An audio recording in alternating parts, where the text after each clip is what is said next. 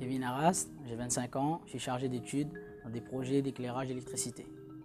Ce qui me plaît dans ce métier, surtout sur ce poste, c'est de voir toutes les normes et le côté technique et technologique du milieu du bâtiment. Oui, alors mon parcours scolaire, en sortant du collège, j'ai fait un lycée électrotechnique afin de passer un bac STI électrotechnique, mais j'ai échoué. J'ai essayé de le retenter dans un autre lycée, dans le sud, au Tampon exactement. Ça n'a pas changé grand chose, j'ai échoué encore. Et du coup, suite à ça, je ne savais plus qu'est-ce qu'il fallait faire. Du coup, je me suis réorienté vers la mission locale. Ils m'ont guidé vers un centre de formation afin de passer un CAP en 6 mois. Mais en cours d'année, même avec un BP, on m'a dit que je ne pouvais pas intégrer un BTS. Donc, j'ai continué à travailler et puis en fin de première année de BP, on m'a inséré dans une classe de bac électricité toujours, mais en alternance. Donc j'ai essayé à continuer à me suivre et m'a accordé de re-signer encore un deuxième contrat de 2 ans pour pouvoir accéder à mon BTS. Et une fois arrivé à l'examen, je l'ai obtenu.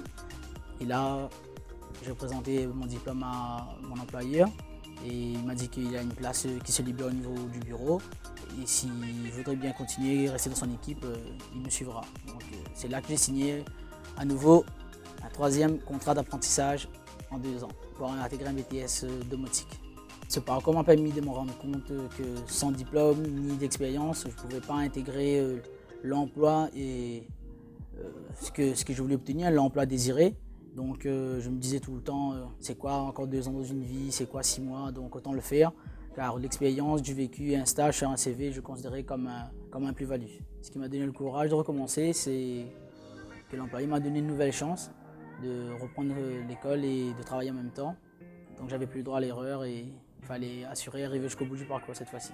C'est l'évolution dans ce métier, c'est d'appliquer les connaissances que j'ai eues physiquement sur un chantier, le voir construire et m'épanouir une fois que tout est rendu clairement. Si on se sent capable de continuer ses études, il faut continuer et ne pas s'arrêter en cours de route.